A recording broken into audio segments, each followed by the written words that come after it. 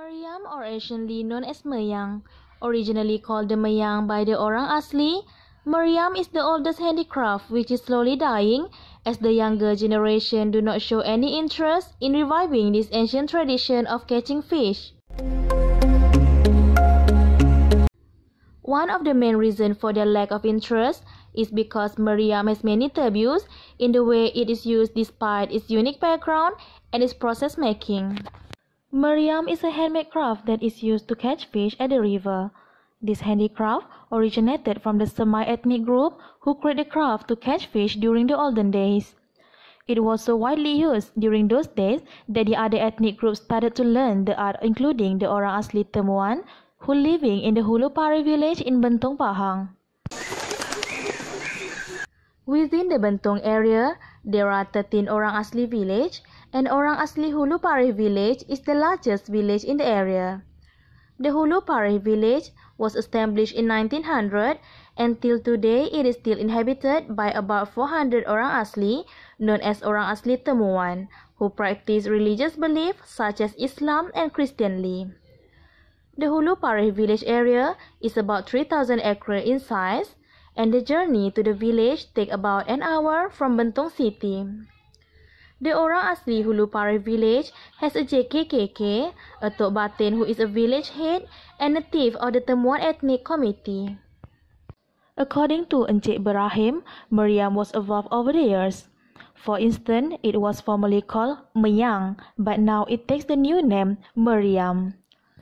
He also said that instead of the Meriam, the villagers they now use the bubu to catch fish.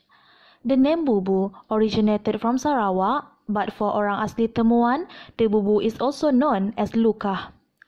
He also said that there are many different tools that they use to catch fish in this village, other than Meriam or the bubu, such as tuah and luka. When asked about the origins of the name Meriam, Tok Batin said even the older generation is unsure how the handicraft got its name. In fact, even his forefathers did not have a clear idea of how it was pronounced. Our further investigation into the history of this handicraft led us to Encik Petrus, the Orang Asli Museum officer, who explained that the term Meriam was initially pronounced as Marek by the semi-ethnic group. According to Encik Petrus, Marek or Meriam are available in many sizes because the tool is crafted according to its usage in river area. Unfortunately, he also said that the Marek is no longer used by the villagers today to catch fish. Interestingly, Meriam has its own unique features. Not only it is the oldest handicraft for catching fish in the rivers, but not everyone is skilled enough to be able to create it. The crafting of a small-sized Meriam could take a day, perhaps for those who are skillful.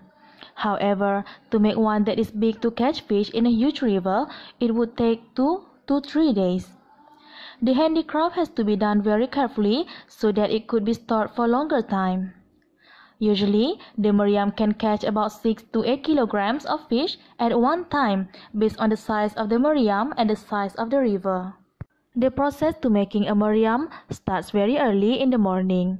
We were lucky enough to meet Encik Harun, one of the few people who still practice the art of making and catching fish with the Meriam. Encik Harun usually goes to the forest to look for the materials needed to make a Meriam.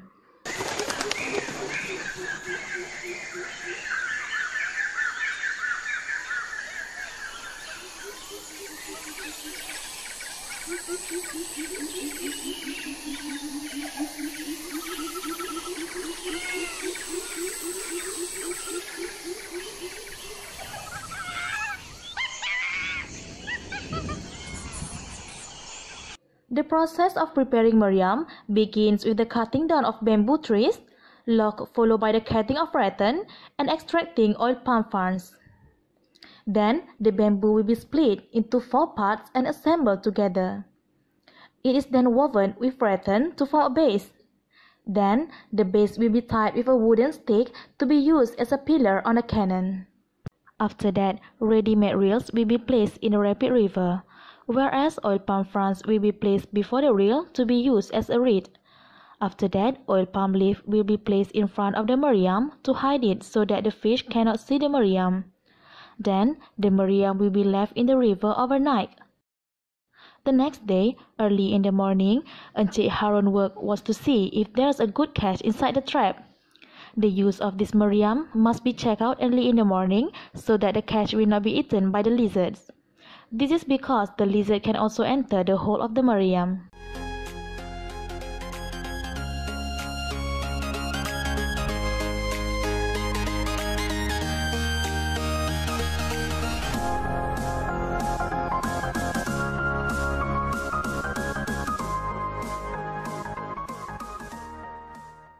We followed Encik Harun into the forest to look at some of the meriam inside the river. After trekking for about 10 minutes, we came upon the rapidly flowing river.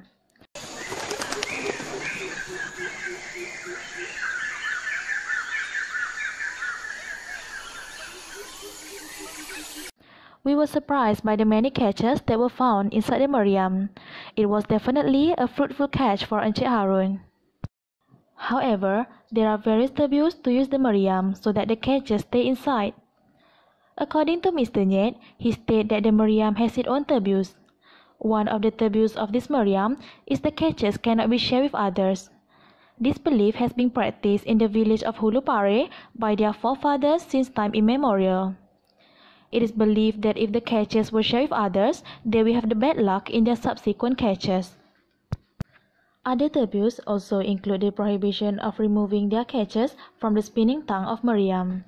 The catches from meriam cannot be cooked with vegetables from the forest.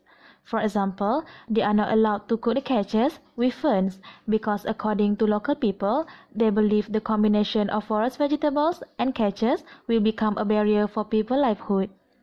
At the same time, other people cannot take the village's catches unless permitted by the catcher himself. According to Encik Ibrahim, if someone breaking the taboos of the milk crater, it is necessary for them to practice the ritual of swaying worried to prevent unlucky things happen.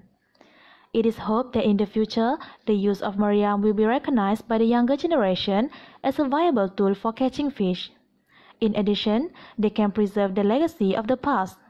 Young people today can find the techniques of making and using the meriam to promote our heritage to overseas travelers.